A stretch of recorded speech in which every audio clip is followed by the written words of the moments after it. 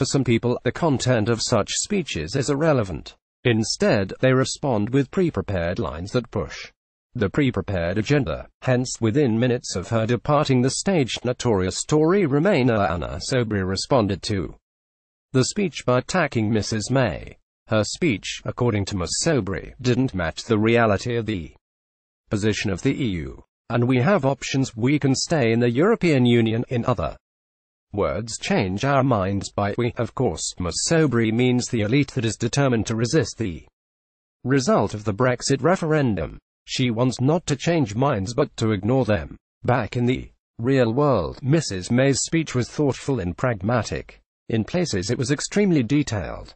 Theresa May acknowledged that neither the UK nor Europe can have exactly what they want. We were always unhappy tenants. Now, we have to be happy and contented neighbours. David E. Cameron for all but the most extreme Remainers, such as Ms. Soubry. It was a speech around which both sides can coalesce.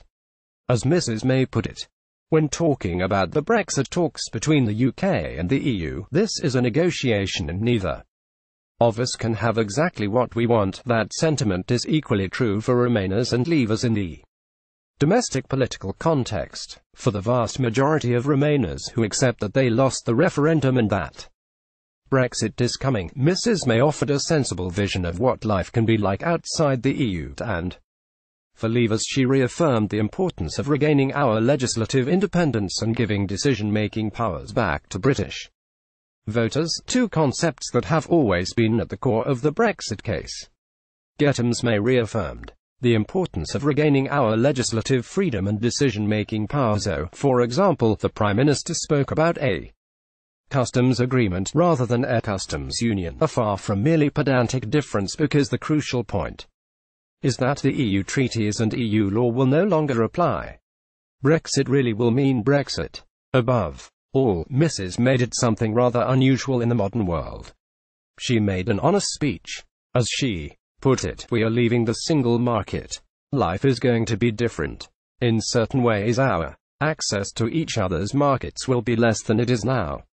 How could the EU's structure of rights and obligations be sustained if the UK, or any country, were allowed to enjoy all the benefits without all of the obligations? No one sensible pretends otherwise. But the other side of that coin is that when we free ourselves to be a globally focused economy championing free trade, we will have unlimited opportunities at a time when the anachronistic protectionist EU looks inwards and backwards. The hardcore Remainers will have none of this, insisting that Brexit is an imminent disaster foisted on us by a bunch of fools in government who haven't a clue about anything. Ms. May underlined her desire to forge a globally focused economy, championing free trade. They are determined to do whatever is necessary to scupper Brexit. That means that nothing the government says or does can ever be seen as remotely sensible. So Mrs. May's speech and the 5 tests she outlined by which we should judge any deal are dismissed as an irrelevance. But think about them with even a flicker of open-mindedness and it's clear that, while they may not be the be-all and end-all of our Brexit negotiations, they are solid and useful. Mrs. May was entirely right to say that any agreement must have certain key characteristics if it's to be acceptable to the UK, let alone the EU. Ms. May offered a sensible vision of what life can be like outside the EU. First, and most critically, it must respect the referendum result. In the end, that is the biggest issue of all.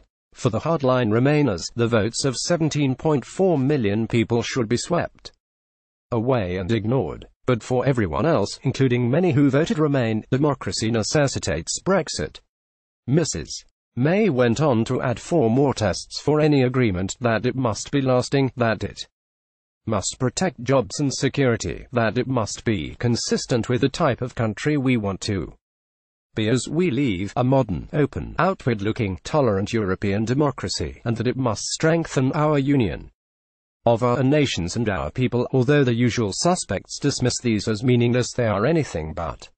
Take the final point. Earlier this week, Michel Barnier showed the true colours of the EU elite with a proposal that the UK effectively hands over Northern Ireland to Brussels, giving the ECJ and the Commission sovereignty over British territory even after we leave the EU. This is the real EU mindset, that Brexit is unforgivable and must be resisted, and that national sovereignty must bow down before the EU. Mrs. May unambiguously rejected the idea yesterday, but you can bet this won't be the end of Barnier's attempts to reimpose EU rule over the UK during the negotiations. She was not the only Conservative PM speaking yesterday. Sat February 17, 2018. Prime Minister Theresa May rules out second referendum at the conference just before Mrs. May spoke.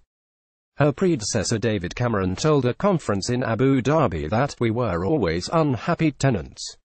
Now we have to be happy and contented neighbors. That's a pretty succinct summing up of the past and the future. In our relations with the EU, the past is over. We are leaving the EU. Now what matters are the future arrangements between us. That's not just in our own hands, of course, but Mrs. May has outlined a path it is in all our interests to take.